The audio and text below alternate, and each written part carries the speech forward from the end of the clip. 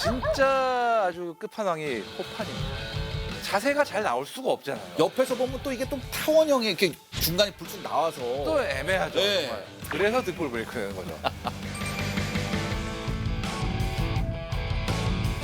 이 똥포라고 불렸던 이 105mm가 차량에 실려서 이게 자주포가 돼버렸어요. 그렇죠. 현재 3차 양산이 진행 중입니다. 아, 괜찮다는 얘긴데 굉장히. 그렇죠. 예.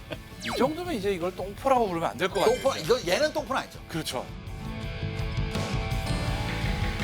우리 군요 현재 자주포만 2,000대가 넘습니다. 전 세계 최고예요. 지금 러시아하고 나토가 보유한 자주포 다 합치면 얼추 그 정도 나올걸요. 네. 아마. 미군도 이렇게 안 가지고 있어요. 그렇죠.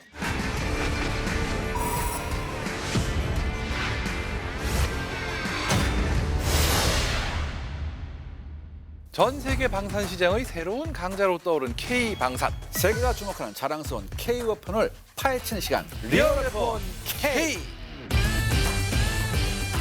오늘 이 시간 기다리신 분들 많을 겁니다. 그중에서 10명 중에 8, 9분은 아마 이 81mm 박격포 운용병이었을 겁니다. 애증의 장수무기 이 81mm 박격포 이야기 바로 시작하겠습니다. 예.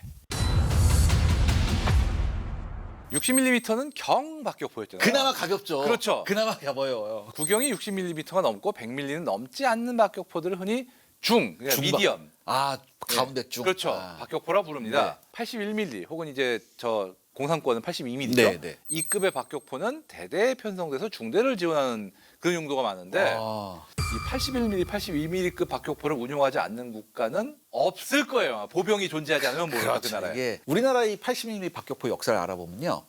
우리나라에서 최초로 운영한 박격포는 미국의 역시 M1 81mm 박격포입니다. 그렇죠. 1949년에 주한미군이 역시 철수하면서 우리한테 거의 300문 가까이 줬었어요. 예. 근데 이 M1은 제1차 세계대전 이후에 미국에서 개발돼서 제2차 세계대전과 6.25 전쟁 때까지 미국의 주력 81mm 박격포로 사용이 됐습니다. 예. 근데 재밌는 게 있는데 네.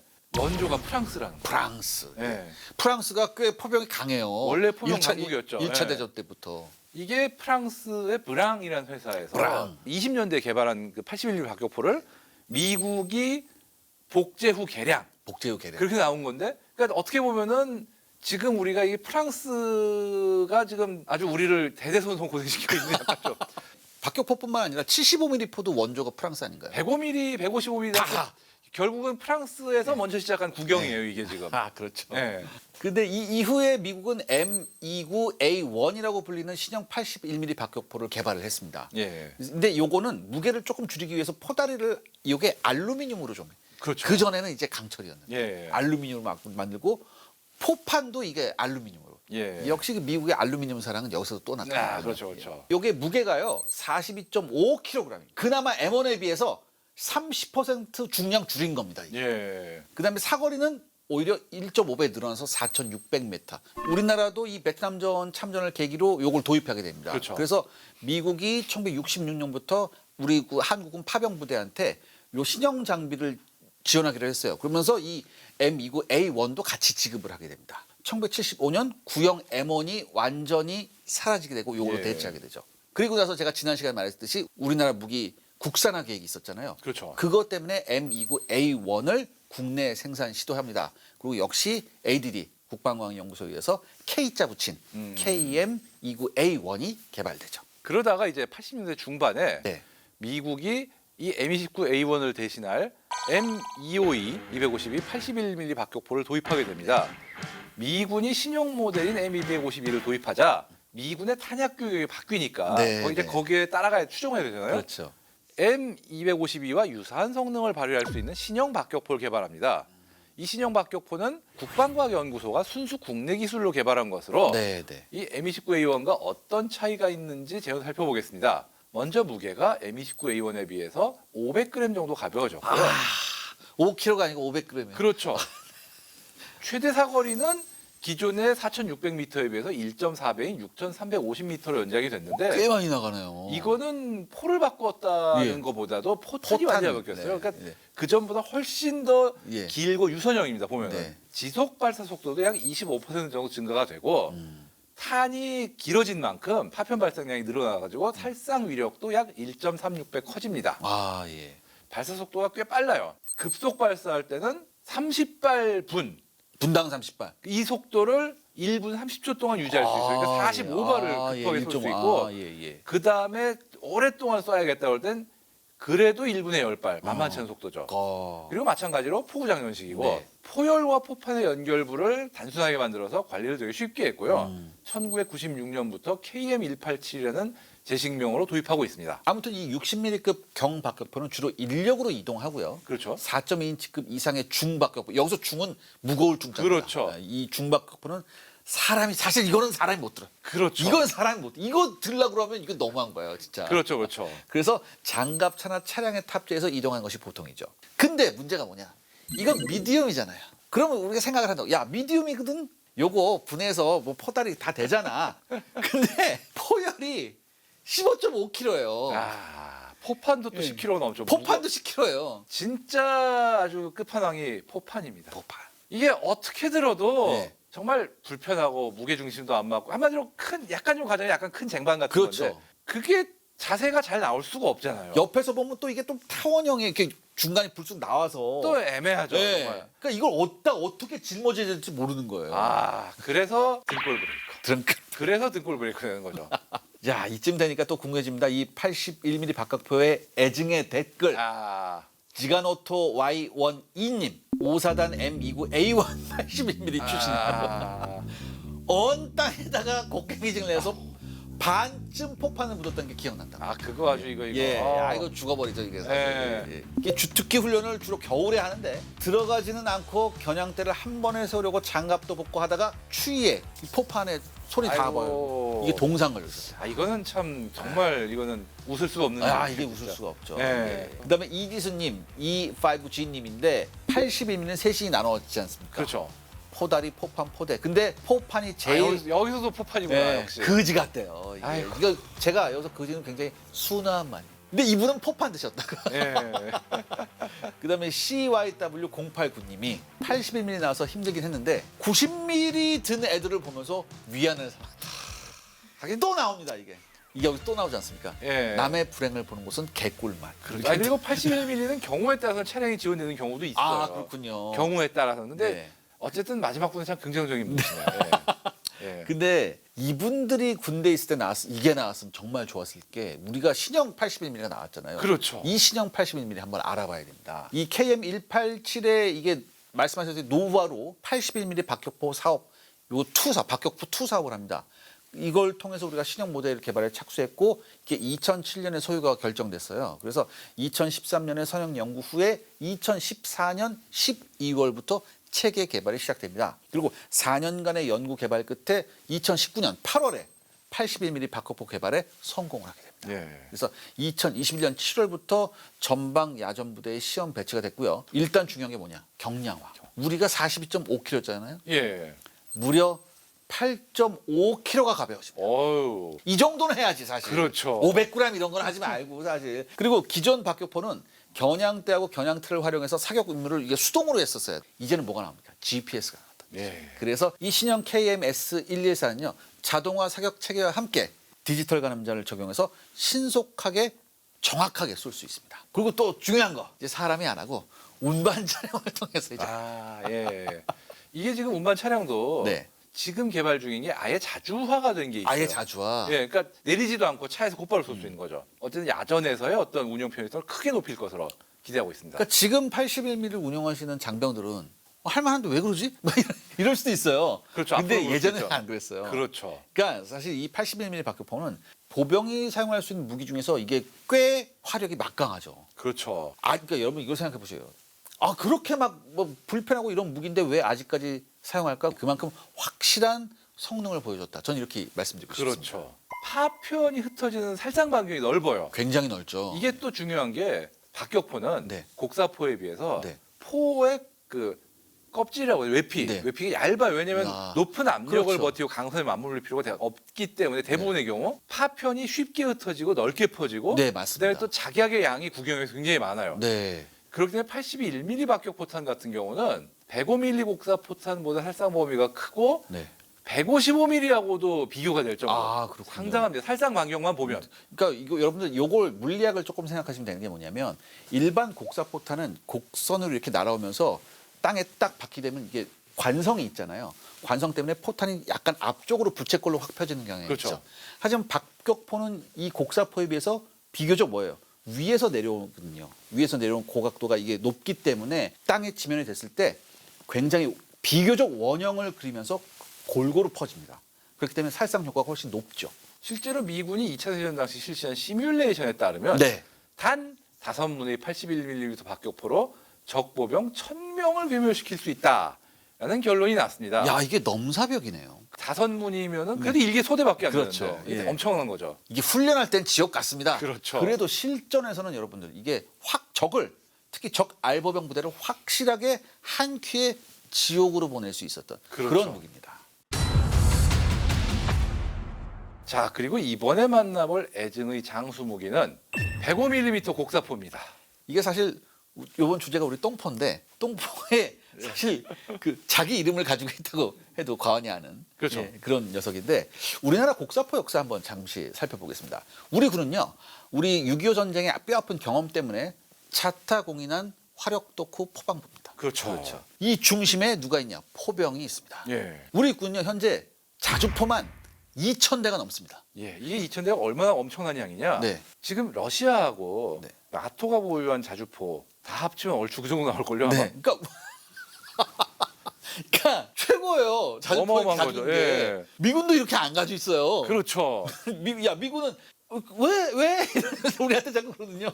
그러니까 이게 최고예요. 우리가 전 세계 최고예요. 그런데 하지만 이전에는 우리 포병은 압도적으로 많은 견인포를 사용했습니다. 그렇죠. 그렇죠. 이 견인포라는 건 한마디로 트럭이 달고 다녀야 되는 거. 그리고 우리가 보유하고 있는 대부분의 견인포가 105mm하고 155mm 두 종류입니다. 예. 그 중에서 KH-178 곡사포, 이 105mm 곡사포는요. 2차 세계대전 때부터 사용되었던 M2, M101 105mm 견인 곡사포 계열을 기반으로 이걸 개량을 한 거죠. 포신 길이를 한 2배 정도 늘린 거예요. 그렇죠. 기존 105mm 곡사포보다 견인식 곡사포보다 무려 사거리가 40% 정도 개선됐습니다. 그렇죠. 아쉽게도 이 KH-778은 정말 소수만이 우리에 배치됐지만 네. 지금 현재 이 포를 기반으로 또 신형 경량 자주포를 만들고 있기 때문에 네. 어쩌면 또 볼 수 있지 않을까 아. 기대가 있습니다. 야, 이게 또 돌고 돌아요. 그렇죠. 예. 이 현대전에서 이 견인포는 갑자기 이상한 애가 하나 나와서 그렇죠. 고생합니다. 바로 대포병 레이더죠. 그러니까 적이 쏘는 포병을 레이더로 그 탐지해서 카운터 어택을 날리게 되잖아요. 그렇죠. 근데 이게 견인포 같은 경우는 방열하고 이제 다시 걷어들이는데 시간이 많이 걸리지 않습니까? 그렇죠. 그래서 좀 많이 불리해요. 그렇기 때문에 포격 후 신속하게 이동할 수 있는 자주포가 각광을 받습니다. 그렇죠. 아무래도 근데 문제는 뭐냐? 역시 돈이에요. 역시 돈이죠. 예. 자주포가 비싸요. 비싸죠. 그것도 서너 배 비싼 게 아니라 거의 10배가 정도 비싸요, 이게. 그러니까 일단 이 방어적인 측면에서 는 충분히 이 견인포도 야무지게 운용이 가능합니다. 그다음에 또 중요한 게 있습니다. 이게 사실 우리가 그동안 105mm를 좀 홀대했던 게 맞아요. 그렇죠. 155mm만 좀 오구오구 이렇게 해줬고 그렇죠, 105mm는 좀 내놓은 자식 취급했는데 최근에는 이게 사정이 좀 바뀌었습니다. 그렇죠. 이 똥포라고 불렸던 이 105mm가 차량에 실려서 이게 자주포가 돼버렸어요. 그렇죠. 근데 이게 굉장히 야무진 자주포가 됐습니다. 이게 어떤 겁니까? 아, 그 전에 먼저 네. 똥포라고 105mm를 부르는 네. 그 105mm M101 계열이죠. 네. 그걸 왜 그렇게 부르게 됐는지 네. 이유를 말해보자면 네. 이것도 대부분 2차 대전 때 들어온 거예요. 우리나라에서 포신을 새로 만든다거나 이런 식으로 어떤 그 정비를 하고 개량을 했지만 네. 개량이 힘들구나. 그러니까 유지만 했지 기본적으로는 정말 마르고 닳도록 쓴 물건이에요. 네. 그 다음에 이게 우리 이동은 트럭으로 하는 견인식이긴 한데 견인포 중에는 가벼운 편인데 오히려 그렇다 보니까 사람한테 시키는 일이 많아요. 네. 들고 움직이고 이런 부분에 사람이 해야 될 부분이 더 많다 보니까 예, 뭐 양각대 벌릴 때도 사람이 몇 명 붙어서 그렇죠, 이렇게 그렇죠. 이렇게 하고 막 곡괭이 파서 또 이거 스페이드 넣고 그렇죠. 결정은 숫자가 많으니까 네. 경험하는 사람도 많고 예. 어쨌든 그래서 이렇게 된 게 아닐까 듭니다. 그렇죠. 예. 똥포라고 불렸던 네. 105mm 곡사포 네. M101 예. 새로 환골 탈취 K105A1을 만나보겠습니다. 예. K105A1은 노후에서 도태전력으로 분류됐던 기존의 이 M101 계열 견인 곡사포를 트럭에 얹은 형식으로 개량한 차류형 자주포인데요. 네. 이걸 보고 똥포의 변신은 무죄 이런 말들도 하시죠. 이게 K55 자주곡사포, K9 자주곡사포 같은 자주포들이 빨리 들어오죠. 그렇죠. 그러다 보니까 기존에 4단급 화포로 사용됐던 105mm 곡사포는 수요가 확 떨어지면서 예비 물자로 전환돼서 일선에 물러나게 됩니다. 네. 근데 너무 많아요. 거기다 포탄도 뭐 몇백만 발이 남아 있어요. 너무 아까워요. 그러던 찰나 2009년 한 업체에서 방사청에 좋은 제안을 합니다. 네. 포병에서 도태되는 105mm 곡사포를 트럭에 얹어서 자주포로 만들어 버리자. 아. 그 안이 신개념 기술시범 사업에 채택이 돼서 그렇게 탄생한 것이 K105A1. 네. 현재 3차 양산이 진행 중입니다. 3차 양상까지. 그렇죠. 괜찮다는 얘기인데 굉장히. 그렇죠. 예. 2022년 6월 대한민국 국군이 부여한 명칭은 풍익. 6.25 전쟁 초반 의정부 전투에서 M3 105mm 경곡사포의 직사 사격으로 북한군의 T-34 85 전차를 격파하고 전사한 김풍익 중령의 네. 이름을 땄습니다. 네. 수출용의 제식 명칭은 EVO 105, 에보 105죠. 예. 제가 이거 한번 해봤거든요. 예. 풍익 뒤에 타서 레바로 한번 움직여봤어요. 예. 굉장히 경쾌하게 움직입니다. 그렇죠. 경쾌하게 예. 움직이고 힘이 하나도 안 들었거든요. 근데 이 풍익 개발을 반가워하는 것은 군뿐만이 아니었습니다. 제가 지금껏 우리가 댓글 읽을 때 굉장히 처절한 내용이 많지 않았습니까? 그렇죠. 이번엔 좀 다릅니다. 자, 태우한 K2 유님. 내가 105mm 견인포 표범 나왔다. 999번. 땅 파기 너무 힘들어서 그런 생각을 했다. 망할 놈의 105mm. 그냥 트럭에 포크레인 대가리처럼 360도 돌아가게 싣고 다니다가 바로 쏠 수 있다면 했는데 누군가 진짜 만들어버렸다. 그러네요. 이런 일이 나왔습니다. 제욱김님 0919번인데요. 105mm 견인 곡사포 포병 출신입니다. 군생활 시절 농담 삼아 두 돈 반의 견인포를 달면 어떨까 했는데 이게 현실이 됐네요. 그러네요. 예. 105mm 포를 운용하던 사람들만 이렇게 생각하는 게 아니에요. 네. 뜻밖의 4.2인치 박격포를 네. 운용하던 분들이 또 혜택을 본 게 왜냐하면 곡사포를 대체한 게 아니라 이 곡사포로 박격포를 대체한 느낌이거든요. 그렇죠. 4.2인치 박격포가 예. 이걸로 상당수 대체가 됐어요. 네. 4.2인치 쏘던 분들 입장에서는 정말 좋죠 이게. 그렇죠. 예. 아무튼 이렇게 상상이 현실이 됐습니다. 그렇죠. 그럼 우리 풍익도 한번 알아봐야 되죠. 중량이 18톤이고요. 이게 최대 사거리가 11.3km. 만만치 않습니다. 그렇습니다. 만만치 않아요. 그다음 최대 적재량이 15kg의 포탄을 60발까지 적재할 수 있습니다. 그다음 최대 발사 속도가 분당 10발까지 급속 사격하는 거. 요것만 보면은 K9보다 나아요. 그다음 지속 사격 시 분당 3발까지 발사가 가능합니다. 그리고 중요한 게 이거죠. 포 방열 소요 시간이 차량 정지 후 30초입니다. 아이고. 30초. 부부장으로는 이제 12.7mm 중기관총이 있고요. 운용 인원이 5명인데 운전병하고 기관총 경계를 제외하고선 3명 이하로 운영이 가능합니다. 예. 이게 차대는 이게 우리가 보통 이게 두 돈 반이라고 했나요? 근데 두 돈 반은 아닌데 K721 5톤 신형 제독 차량을 이제 개량을 해서 이걸 얹어 놓은 거고 이게 최고 속도가 80km까지 나옵니다. 예. 사실 이건 도로 위에서 80km죠. 어쨌든 차량형 자주포로 변신하면서 성능도 많이 바뀌었습니다. 네. 우선 반동 흡수력이 강화된 신형 주퇴복조기가 교활이 됐고요. 좁은 각도 안에서는 좌우 회전이 가능하도록 네. 개조됐으며 원하는 각도로 포신을 방향할 수 있는 전기구동식 자동구동 장치가 장착. 쉽게 얘기해서 진짜 게임하듯이 네. 조종관 하나만으로도 그렇죠. 마음대로 움직일 수 있다는 그런 거죠. 그다음에 타이어 차량이기 때문에 그냥 쏘면은 굉장히 너무 흔들리니까 차대를 안정화시킬 수 있는 유압식 고정 장치가 좌우에 추가가 됐습니다. 그러니까 여러분 이거 생각해 보시면 돼요. 이삿짐 나들 때 옆에 이렇게 뚝 나와서 이렇게 해주는 거. 그렇죠. 그거, 예. 강력한 사격 통제 시스템과 전기식 구동 장치 덕분에 기동 중에 사격 지시를 받아도 멈추고 방열하고 초탄을 발사하는 데까지 1분 이내에 가능하고요. 그리고 또 지지대 올리고 이동하는 30초만 필요합니다. 즉 치고 빠지는 즉 슈덴스쿠 전술이 가능하기 때문에 생존성이 높죠. 그래서 전술적 능력은 최신형 자주포와 상당히 유사하다 이렇게 얘기할 수 있습니다. 그럼 이 정도면은 저기 그 대포병 레이더 있어도 웬만큼 대응이 가능하겠네요. 그렇죠. 네. 그리고 이게 자동 포구 방열 구동 시스템이 있기 때문에 진짜 데이터만 입력하면은 알아서 포가 움직이지만 그러지 못해도 이 조종관 조이스틱을 이용해 가지고 반자동 사격도 가능하고 그것마저 고장 나도 이제 수동으로 이 레버와 다이얼을 조작해서 포격할 수 있기 때문에 자동, 반자동, 수동 다 가능한 거죠. 사격 통제 장치는 K55A1 개량형 자주포에 장착된 모델을 그대로 옮겨왔는데요. 지상형의 관성 항법 장치와 GPS 항법 장치를 모두 사용하기 때문에 자주포의 위치 및 자세 정보, 고도 데이터 등을 획득할 수 있습니다. 이것까지는 K55A1과 거의 비슷한데 차이점이 있어요. 국산화된 항제밍 GPS 항법 장치가 추가로 장착되어 있고요. 해외 도입에 의존하던 지상형 관성항법 장치도 국산화됐습니다. 이게 뿐만 아닙니다. 이 풍에는요 신형 포반 전술 컴퓨터가 탑재돼 있어요. 컴퓨터가 탑재돼 있는데 이걸 통해서 사격 정보 획득을 비롯해서 재원 계산, 그다음에 각종 포반 정보 전시, 탄약의 현황, 표적 정보 등의 데이터 관리가 완전히 디지털화되어 있습니다. 또한 우리 육군은요 이 풍익의 원활한 운영을 위해서 다기능 관측경이라는 비냉각 열 영상 장비를 보급하고 있습니다. 예. 이게 뭐냐? 전자 나침판이랑 눈의 안전한 레이저 거리 측정기가 달려 있습니다. 그래서 예. 약 6km 정도 탐지가 가능하다고. 예. 자체적으로도. 그리고 포대 지휘부에 해당하는 이 FDC는요. 즉 이게 포병 사격 지휘 체계에 연동되고 있고요. 대대급 이하 전투 지휘 체계인 B2CS하고도 이게 연동이 됩니다. 예. 그러니까 바로 명령이 내려오면 바로 이제 방열해서 사격이 가능한 거죠. 육군은 현재 이 B2CS를 활용해서요. K105A1 이 풍익하고 4.2인치 박격포를 연동하고 있습니다. 예.